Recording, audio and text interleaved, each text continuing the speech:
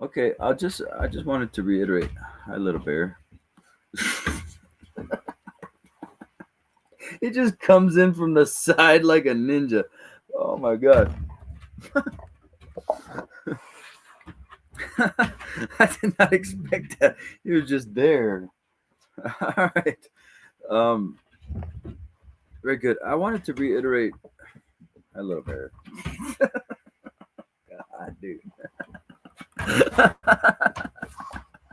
I'm just gonna keep reiterating little bear.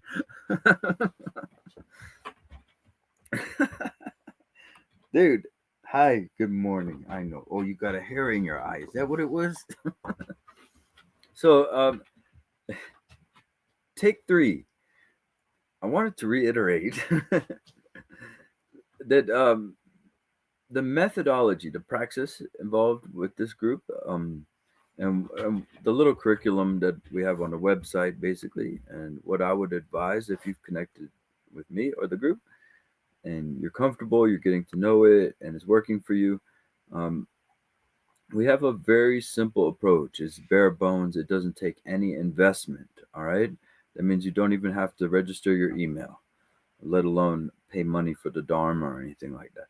So, or follow any guru or, worship any guru or pay any kind of special praise. I'd much rather have that energy going towards your awareness practice.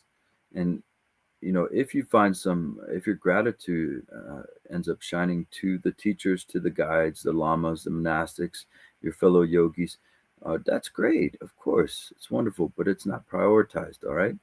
So it's very simple. It's very bare bones here. Uh, you get introduced to the nature of mind, and this is typically reinforced by an aha moment. You know that you saw it. Um, it's very difficult to describe what happens in that moment. It's considered mind to mind, sort of mnemonic, mind to mind reminder. And that's what ignites, activates this broader dimension of cognizance that's always been here for you, but you weren't necessarily oriented into it. So that's why the second part of this group, first you get introduced, then you familiarize with that broader scope of cognizance, with the basis of your mind. And once you're familiarized, you're good. There's just self liberation then. And basically, the more you can let be, even during activities, the more you can find relaxation in that invisible yet clear light mind of yours, then you will start to be freed into your own enlightenment, into your awakening and your liberation. So that's how it goes right there. Basically, two main phases of introduction and familiarization. But it's very, very good. And we use three methods in here primarily to familiarize in that second stage. Smacking you on the head. No, I'm just kidding. That would be the older traditions. We use the silent meditations, of course, the short sessions are very, very crucial. Meditation, whether you're outside on your own, whether you're in your cave, wherever you're at work can even be. These are very important, these short sessions. That's essentially the essence of our approach is meditation because obviously that's my background. And so that's what I share. And with that comes well, you can get information on shamatha, vipassana, body scanning, loving kindness practices, tantric practices, meditation, recitation, chirp practices. You can get information on yoga, pranayama, breath meditation, chi meditation. I've been through all of this. I've been meditating since I was a kid, and now I'm like close to 50. All right, so please utilize this resource. Ask me if you need something with the meditation. But we use effortless abiding here. All right. And you can integrate all these other breath meditation, body scanning, everything into effortless abiding. So that's it. Short sessions. And then also, we have inquiries, discussions. Our discussions are very, very important. They're more important than text explorations. All right. And so we go through these, yeah, these talks, and they may seem trivial even at times, but they're very, very important. And many times there'll be aha moments and activations and realizations happening during our talks. Okay? And sometimes, just like you'll find in Longchenpa's basic space of phenomenon, there are different ways of pointing out. Sometimes that's asymmetrical, that's nonlinear. Sometimes the teacher will confuse you on purpose or have you uh, get you upset a little bit or something like that, or get you in a strange state of mind just to wake you up. That's mentioned by Longchenpa, and I've seen it. So we can allow for that. And so really that's it right there. You get introduced to nature mind, you familiarize with it, and there are three ways to familiarize with it. The third one is text explorations. We go through these texts. These are our primary sources. We go through science that backs us up so that we know that what we're doing here isn't just a proprietary delusion, right? A cult like world that we're going into. We're inviting the whole world here to be part of our meditation, our whole life, our jobs, our families, everything. So there is no isolating ourselves and cutting ourselves off and things like that. All right, why did I say all that? Because that's the essence of this approach here in the group. Yet we're reading a Trengu Rinpoche text that explains the mechanics. So when you're letting be, there are several mechanics that will be there in your vision. What are the mechanics? You're going to have emotional energy. You're going to have cognitive thinking, right? The thoughts that are going on. So the eight consciousness model is presented here in this text. Emotional energy, thoughts, you're going to have self-grasping. Right now, there's a feeling of someone hearing me speak. There's a feeling of you sitting there or laying there or standing there. There's a subjectivity that's within. So if we're to look at a specimen or look at a car engine, this is what's in your mind right now. Right? This is what's happening, very simply. And so we'll continue. Uh, they really unpack it in this book. I think it's called Transcending Ego, Discerning Consciousness from Wisdom. Uh, so it says the mind is empty. These six consciousnesses, the appearances of sensory objects and of beings, the attachment to a self, cognition, whatever appearances are manifested, are not created by anything which is other than themselves. They are not created by themselves, nor created by both self and other, nor by the absence of both. See, it says here the graduated path, so it's giving you context. In the graduated path of meditation, it is first taught that all external phenomena are mind. This has been covered in the previous chapter, and now we come to the discussion of how the mind itself, the six consciousnesses, have no inherent reality and are empty in nature. And anybody remember what the six consciousnesses are? The six aspects? For some reason, or for now, they're leaving out the seventh one. Anybody know the five consciousnesses? The sense consciousnesses and the mind. Very good, Ozo. So yeah, and remember, mind here is emotions and thoughts. So you have coarse thoughts that are like a narration.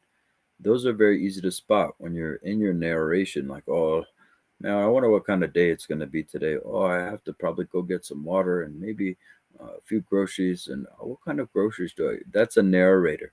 It's made out of the 50,000 or whatever thoughts a day we have, and then the average person knows 20 to 40,000 words. So it's made out of those words. That's the surface coarse mind that we're referring to. But then there's a more subtle mind, like you might look at a cat and feel, oh, I really love that cat. And it's not necessarily a narration, it's just more of like a feeling, but it's still an act of consciousness, right? It's still a thought. So these are varying degrees of subtlety in your spectrum of cognition. And in my opinion, involves the brain as the main organ and the heart space. The heart and the brain as the main organ, just like the ears, the organ of the hearing, the seeing, has the eyes, and etc. Okay, so very good. You have the five senses, the gustatory, olfactory, and tactile, visual, auditory. And then you have the thoughts about those. So if I'm seeing a bird, there are thoughts about this bird, or if I'm seeing a cat, I can think, oh, I wonder if the cat's going to eat the bird.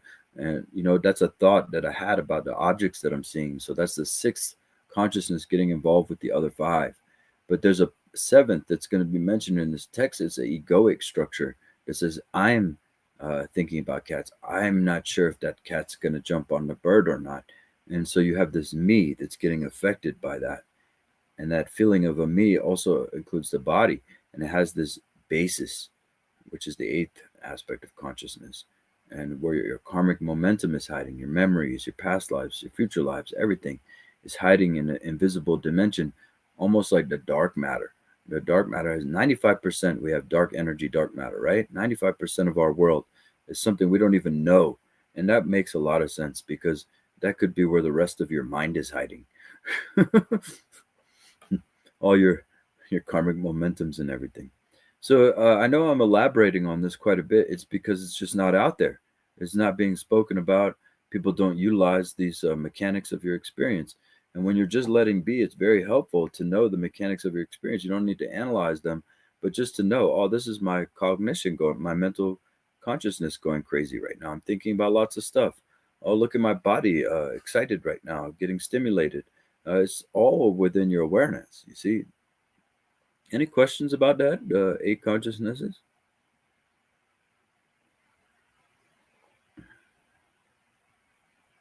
Okay, so it continues. It says, the verse begins by stating that there are no external appearances, only the internal six consciousnesses to which external sensory objects, the belief in self, and the internal thoughts and feelings appear. So we would include the seventh there. For some reason, they don't want to include that just yet.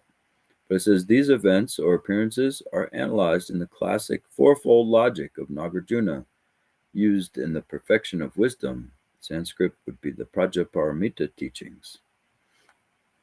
These internal and external appearances to mind are 1. Not created from themselves. 2. Nor are they created from something outside themselves. 3. Nor are they created from both themselves and other. 4. Nor are they created from neither themselves nor other. In other words, they are empty by nature. Yes, and in SEMD, well, in some classifications and presentations, like if you look at the book titled Dzogchen, a collection of Longchen Rabjam's writings, you'll see in that text it's clarified that in SEM, they're considered to be the display of your mind. And SEMD, that classification, and then in Longdi, they're considered to be the ornaments of your mind. So a little bit more friendly, maybe, and less constructed. And then lastly, in Mengagdi, the highest approach of Dzogchen, they're considered empty appearances of the mind. Okay? So remember, I'm always going to be plugging Dzogchen into this, even though it's talking about sutra stuff. Is negation of fourfold logical statements equal to emptiness? Yeah, that tetralemma, the truth being outside the tetralemma is equivalent to emptiness. Yeah, in the ancient pranama, Indian logic. So yeah, it says here Karmapa Rangjung Dorje now describes how all external things are mental manifestations. We may wonder if this is the same viewpoint as the Chittamatra, the mind only, or the Yogacara school, who assert that all external phenomena are mental manifestations and that phenomena have no true existence. This school asserts that only the mind truly exists, which is why they are called the mind-only school. Now, I want to discuss this. It's great that we're preserving this, actually, because this is common in some schools by some teachers. They think Yogacara asserts that mind exists. All right?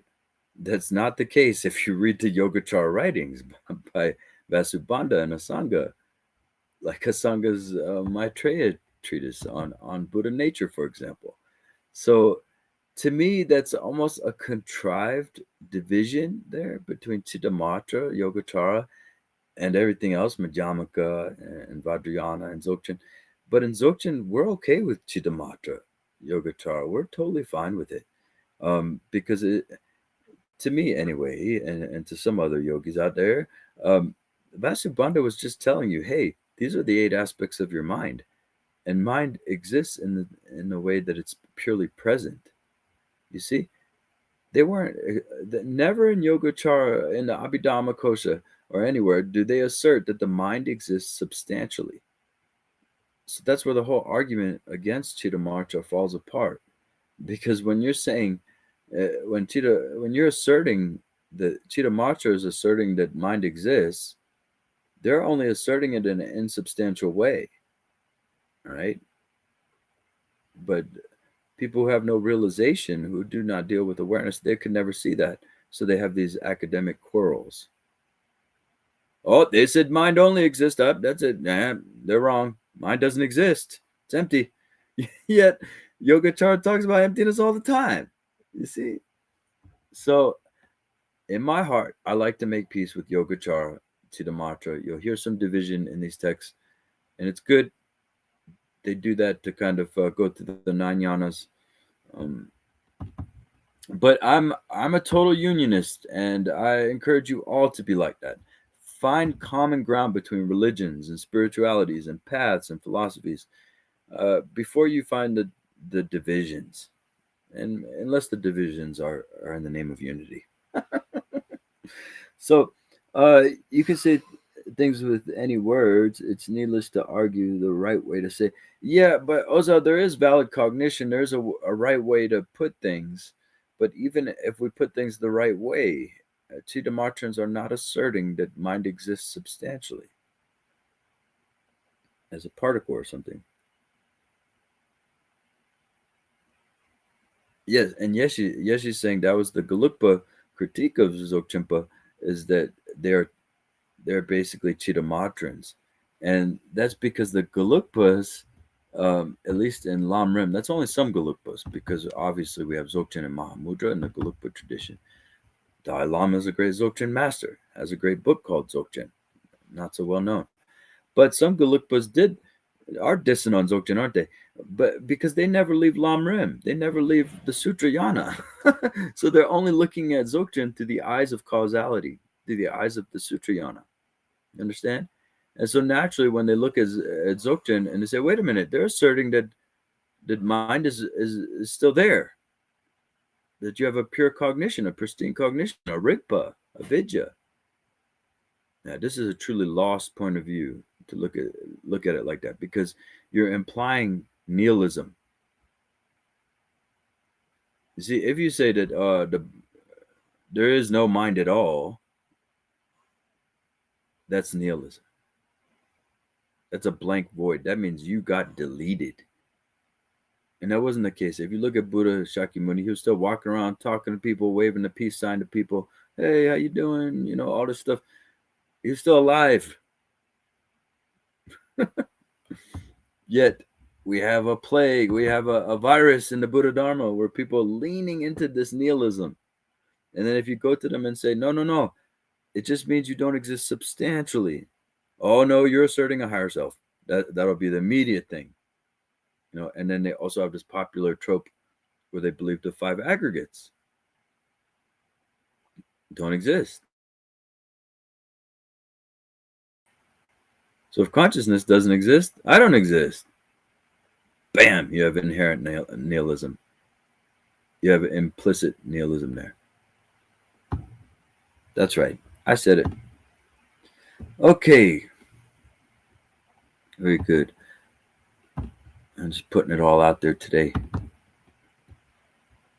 So I know we're a little bit over time, but it's our weekend, right? Weekend time. Let's see. I'm just going to read one more paragraph just to keep the flow.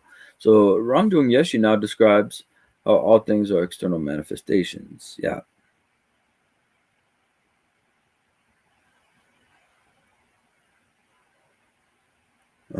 So Rangjung Yeshe, Rangjung Dorje, however, goes further and teaches that the mind is birthless, has the quality of being empty, and possesses luminosity.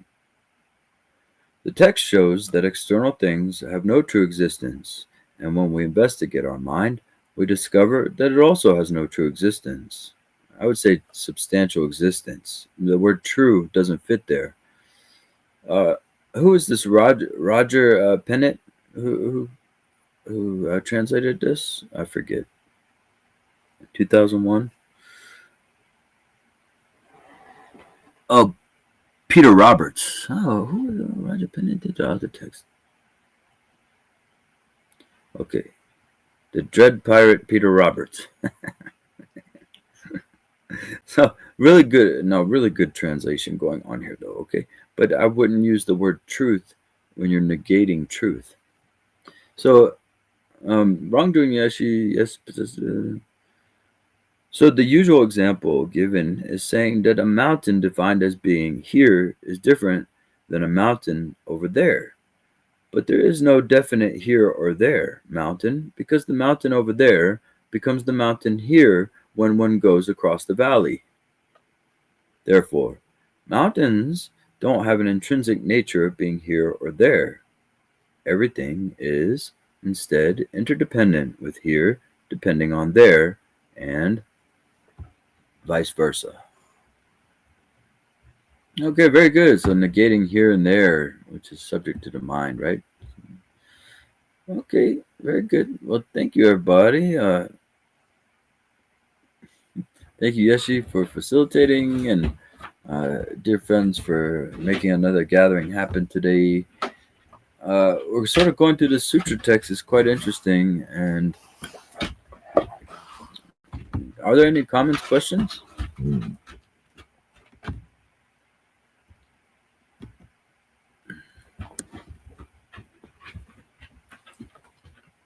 Everybody good? Vielen Dank. Bitteschön.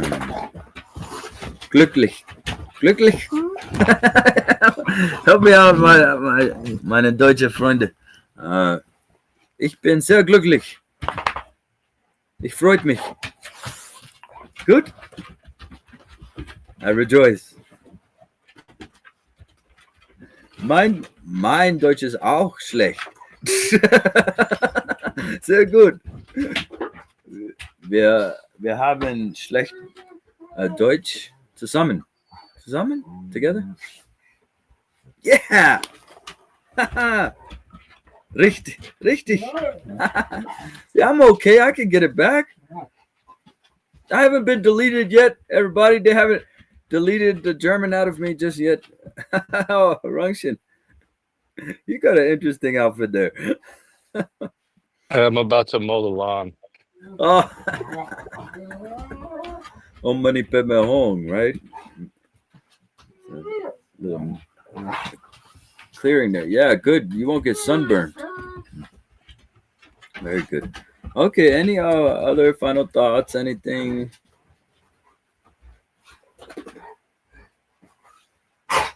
Very good. I can't believe so many people stayed. That's really awesome. Very auspicious.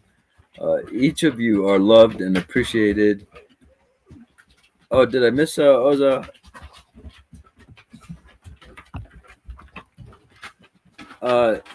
Sorry if this is unrelated, but you said that you wouldn't talk extensively of Chud here. Maybe we do that after the session one day.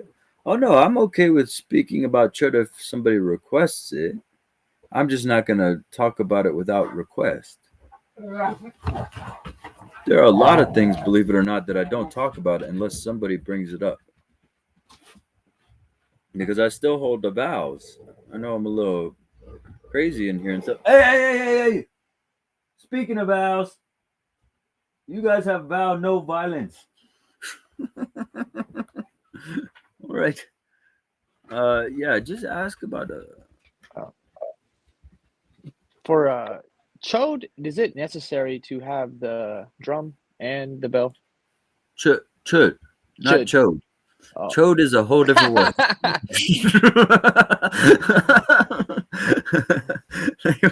Thankfully, we have those two dots there. I also have some notes from the lung. Oh, yeah. Sorry, I was reading. Go ahead, Ty. Ask your question. Oh, my bad. I thought you answered it. About Chud. Yeah, Chud. Is it? What was the question? Chud is you need the drum, right?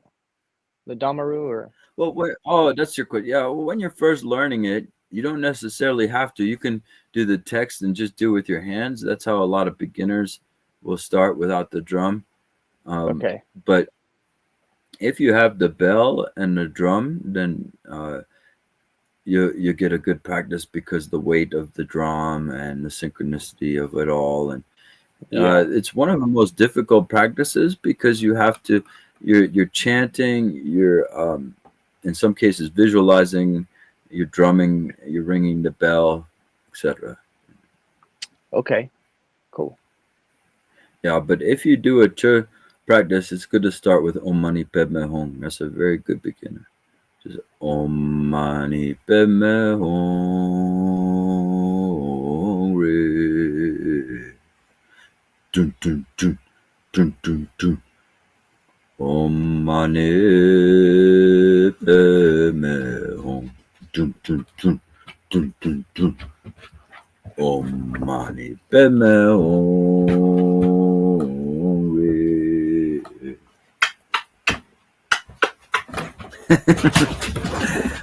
Yes, so that's the very good one to start, and then if you can get into the bellowing laugh of the bikini, that's one of my heart practices. Okay, and then if you ever need a help with that one, I have a video on my other channel with the text scrolling, so you don't have to flip pages while you're drumming and stuff. And I have a few drums here. I sent one to somebody who doesn't even use it, so I'm very sad about that. But at least they have a trophy, you know. But I've sent a lot of my Dharma stuff away and given many statues away, precious statues and things. So it's okay. But Cho is one of those hard practices, just like the Dharma names. If you're just doing it for a kind of material thing, please don't. It's like so precious, such a precious practice, and a lot of people try to pick it up to look cool. I know, Ty, you're not like that. I know that. I'm just putting it out there. Don't give in to those trendy things. Yeah. Yeah, I was thinking it maybe would help with sort of just like, do my sit, and then as I'm resting, go into the practice to help integrate the movement and the daily life of just, daily life stuff and that kind of thing. But Yeah, if I was to recommend a regimen of any kinds for yogis that are coming out of their caves here, integrate yoga into your day. Yoga, walks, peaceful stuff. Try yeah. to bond with the animals and the nature, right? And but the church practice is going to bring up very powerful stuff. That's the only thing it Dark will. stuff, right? Like past Yeah. traumas and just whatever. It could be good stuff Yeah. too, but typically the roller coaster gets faster when you do church practice. Okay. Okay, cool. Thank you. Okay. Any other comments or anything going on?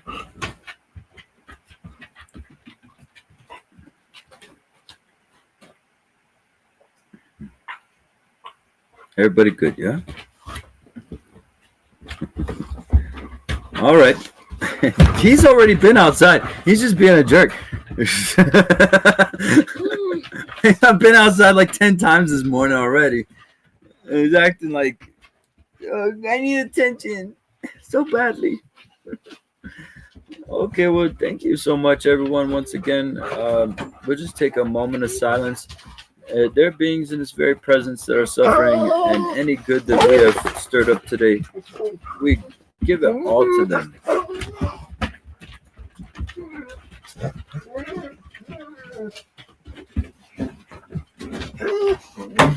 Okay, thank you, everybody. Be bound. Take care.